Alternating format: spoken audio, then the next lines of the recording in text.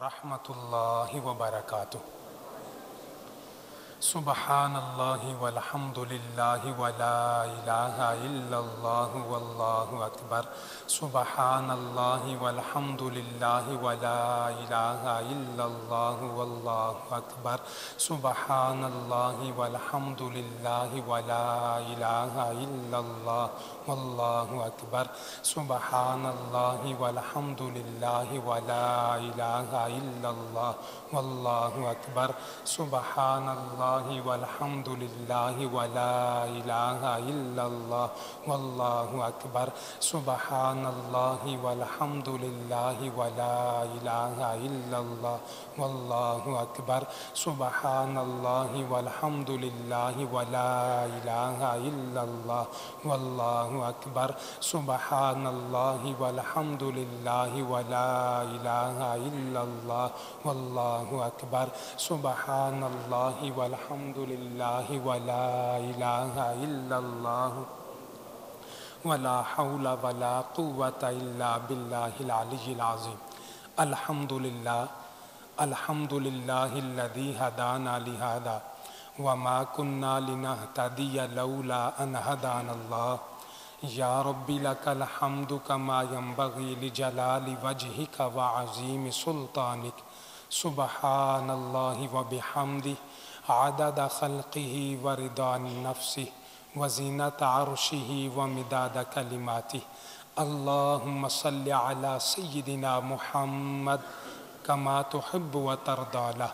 اللہم صل علی سیدنا محمد صلاة دائمة بدوام الملک الحی القیوم۔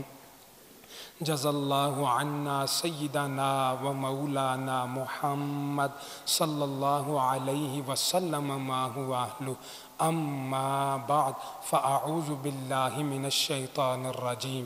بسم اللہ الرحمن الرحیم۔ شہر رمضان الذی انزل فیہ القرآن صدق اللہ مولانا العظیم۔ ان اللہ وملائکتہ یصلون علی النبی یا ایہا الذین آمنوا صلوا علیہ وسلموا تسلیما۔ نہایت ہی معزز و محترم عزت مآب لائق ست تکریم سامعین کرام، اللہ رب العالمین کا لاکھوں مرتبہ شکر ہے، اس نے ہماری زندگی میں یہ اوک رمضان کا مبارک جمعہ عطا فرمایا اور ہمیں پہلے وقت میں آ کے جمعہ پڑھنے کی سعادت عطا فرمائی۔ ارحم الراحمین اللہ زندگی بھر کے پڑھے جمعے اپنی پاک بارگاہ میں قبول فرمائے۔ ان جمعوں کا صدقہ دونوں جہانوں کی محتاجی سے محفوظ فرمائے، دونوں جہانوں کی نعمتیں، برکتیں، سعادتیں عطا فرمائے۔ ارحم الراحمین اللہ آخری سانس تک رکوع و سجود کے ساتھ نمازیں اور جمعے پڑھتے رہنے کی توفیق عطا فرمائے۔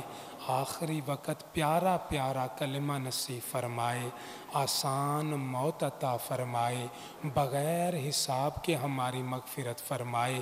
اللہ کریم تمام جمعہ پڑھنے والوں کو ہر سال مکے مدینے کے جمعے بھی نصیب فرمائے۔ بزرگان دین کا، اکابرین امت کا یہ طریقہ رہا ہے، جو بھی کوئی قیمتی چیز ہوتی ہے، جو بھی کوئی قیمتی وقت ہوتا ہے، ان چیزوں کو، ان وقتوں کو بار بار بیان کیا جاتا ہے تاکہ ان وقتوں کی عظمتوں کو، ان اوقات کی برکتوں کو، شانوں کو، فائدوں کو حاصل کیا جائے۔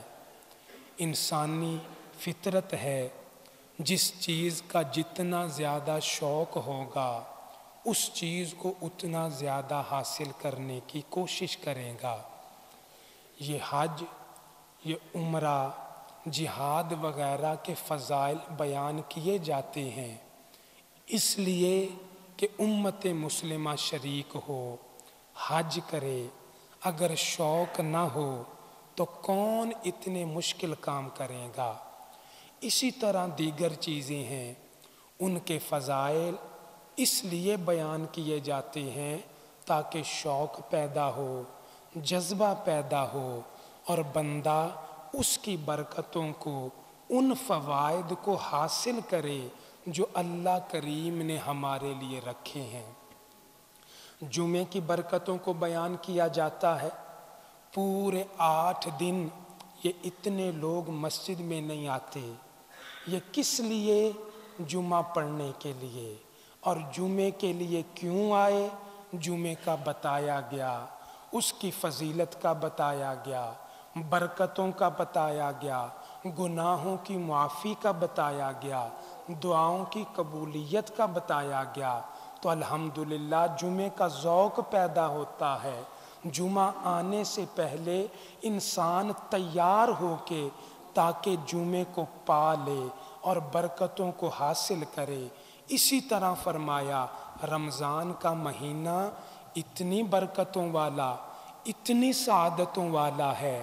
قرآن پاک میں ذکر کیا، احادیث مصطفیٰ میں اس کی فضیلتوں کو، برکات کو ذکر کیا گیا، اور بزرگان امت بار بار بیان کرتے ہیں، لگاتار بیان کرتے ہیں، تاکہ ہم اس کی فائدے، اس کی برکتیں اور اس رمضان میں اللہ کی جو عنایتیں نازل ہوتی ہیں ان کو اپنے دامن میں اکٹھا کریں۔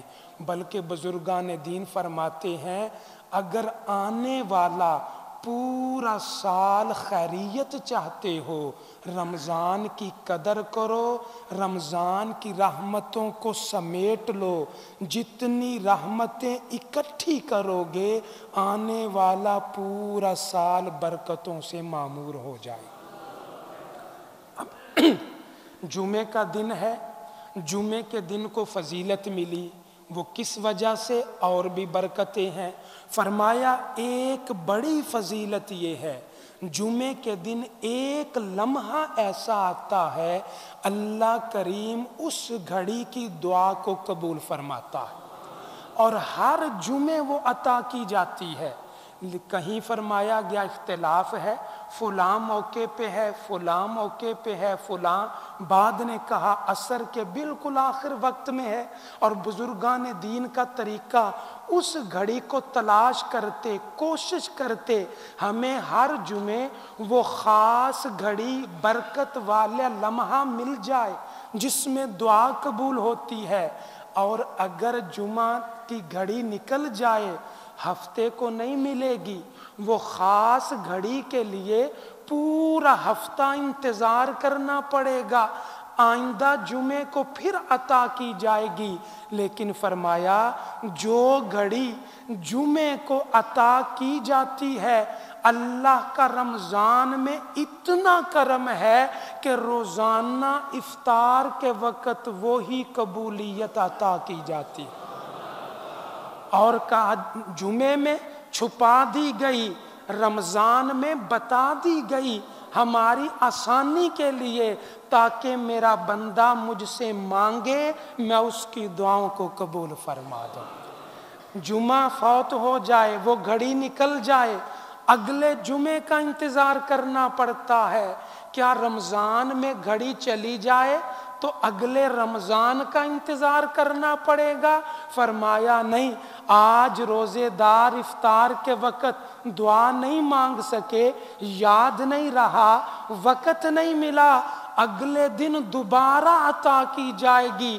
جتنے روزے رکھ کے افطار کے وقت تم دعا مانگو گے اللہ اتنی دعاؤں کو قبول فرما دے۔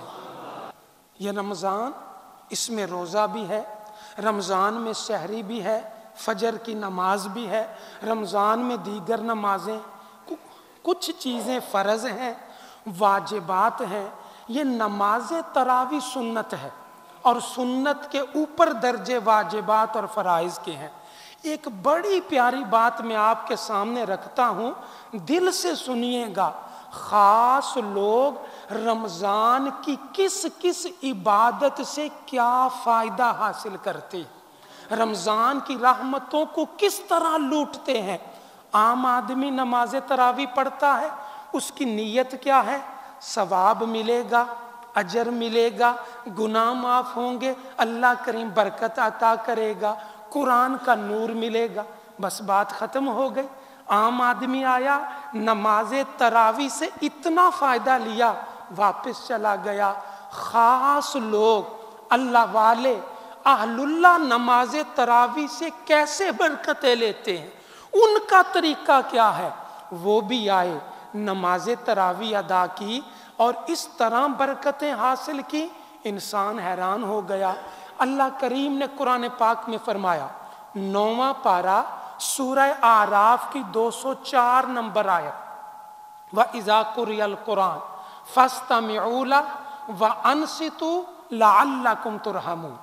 اے میرے بندو، جب میرا قرآن پڑھا جائے، کلام اللہ کی تلاوت ہو، 2 کام تم کرو، 1 کام میں اللہ فرماؤں گا۔ 2 کام تم نے کیا کرنے ہیں؟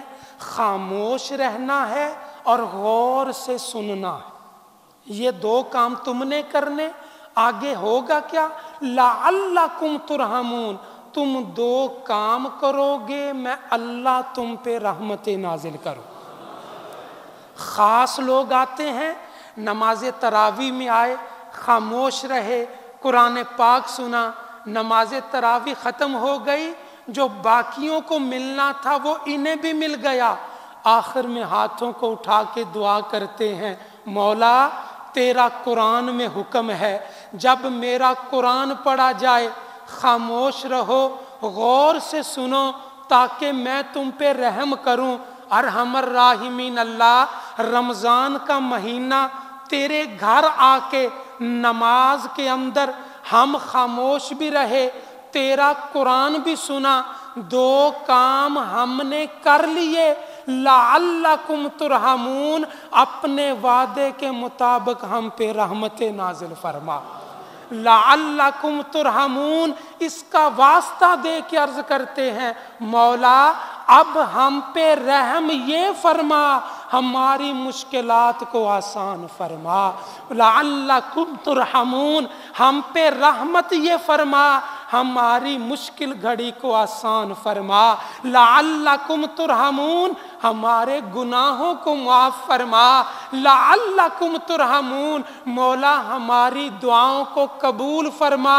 روزے کی دعا الگ ہے، تراویح پڑھ کے اس کے حکم کا واسطہ دے کے 30 دنوں کی 30 دعائیں اللہ کی بارگاہ میں یوں قبول کروا لیتے۔ تو رمضان اتنی برکت والا، ایک ایک لمحہ بزرگوں نے فرمایا اگر اللہ نگاہ عطا کرے، بصیرت عطا کرے تو انسان کو نظر آئے گا، جس طرح موسلا دھار بارش برستی ہے اسی طرح رحمتوں کا نزول ہوا کرتا ہے۔ اللہ کی برکتیں رمضان میں لگاتار برستی ہیں، رکتی نہیں، کسی وقت بھی نہیں، برستی رہتی ہیں۔ مقدر والا ہے، خوش قسمت ہے جو رمضان میں رمضان کی رحمتوں کو حاصل فرما لیتے۔ ہمیں بعض چیزوں کا نہیں پتہ، آئیے امام الانبیاء، تاجدار کائنات، رحمت للعالمین، خاتم النبیین صلی اللہ علیہ وسلم، آپ کیسے رمضان گزارتے، رمضان کی تیاری کیا کرتے؟ انہیں تو پتا تھا نا رمضان کیا ہے۔ ابھی 1 گھنٹہ پہلے نہیں، ابھی اعلان نہیں ہوا، سائرن نہیں بجا، کسی نے پکار کے نہیں کہا کہ رمضان کا چاند نظر آ گیا، ابھی 2 مہینے رمضان میں پڑے ہیں، مصطفیٰ رمضان کے لیے دعائیں شروع کر دیتے۔ 2 مہینے 60 دن ابھی رمضان آنے میں پڑے، پیارے نبی اللہ کی بارگاہ میں دعا کرتے، اللہم بارک لنا فی رجب و شعبان و بلغنا رمضان، اے اللہ ہمارے مہینے رجب میں برکت عطا فرما، مولا شعبان میں برکت عطا فرما، رمضان کا مہینہ ہمیں عطا فرما۔ ان الفاظ کو دیکھیے، پیارے آقا نے کتنی خوبصورتی سے، اس دعا سے بھی پتہ چلتا ہے اللہ کریم نے رمضان میں کتنی برکتیں عطا رکھی ہیں۔ آقا کریم نے اللہ کی بارگاہ میں کیا مانگا؟ مولا رجب میں برکت دے، شعبان میں برکت دے، اب چاہیے تھا رمضان میں بھی برکت دے، نہیں، رجب میں برکت عطا فرما، شعبان میں برکت عطا فرما، رمضان کا مہینہ عطا فرما۔ دیکھیے رمضان کا مہینہ، اب مثال ہے، ہم دعا کرتے ہیں اے اللہ فیصل آباد میں برکت عطا فرما، اے اللہ پاکستان میں برکت عطا فرما، برکت کی دعائیں مانگتے ہیں، لیکن مکے مدینے کی بات آتی برکت نہیں مانگتے۔ مولا فیصل آباد میں برکت عطا فرما، پاکستان میں برکت عطا فرما، مکے مدینے کی حاضری عطا فرما۔ کیوں؟ وہاں برکتیں تو پہلے ہی ہیں۔ اب سنیے، اللہم بارک لنا فی رجب و شعبان، مولا تیرا نبی دعا مانگتا ہے رجب میں برکت عطا فرما، شعبان میں برکت عطا فرما، رمضان کا مہینہ عطا فرما۔ رمضان اتنی برکتوں والا، اتنی عظمتوں والا، بندہ تصور نہیں کر سکتا۔ کہتے ہیں قیامت کا دن ہوگا، نفسا نفسی کا عالم ہوگا۔ قیامت کے دن ہر کوئی پریشان۔ آپ نے قیامت کے احوال پڑھے، اچانک سے خوبصورت دو صورتیں، نورانی صورتیں، بڑی معزز اور حیثیت والی آ جائیں گی، آ کے فلاں بندے کی سفارش کریں گی، حساب و کتاب میں آ جائیں گی، کہیں گی مولا گناہ گار تھا، ہم سفارش کرتے ہیں اسے معاف فرما۔ اور اللہ کریم ان کی سفارش کو قبول کرے گا۔ بندہ گناہ گار تھا، ان دو کی سفارش کی وجہ سے اللہ گناہ معاف کر کے رحمت کا نزول کرے گا۔ جب معافی مل گئی بندہ پکڑ لے گا، اس مشکل وقت میں میرے کام آنے والے آپ کون ہیں؟ مجھے بتا تو دیجئے، میری سفارش ہو گئی، گناہ معاف ہو گئے۔ وہ دو نورانی صورتیں کہیں گی، ایک کہے گی مجھے روزہ کہا جاتا ہے، دوسری کہے گی مجھے قرآن کہا جاتا۔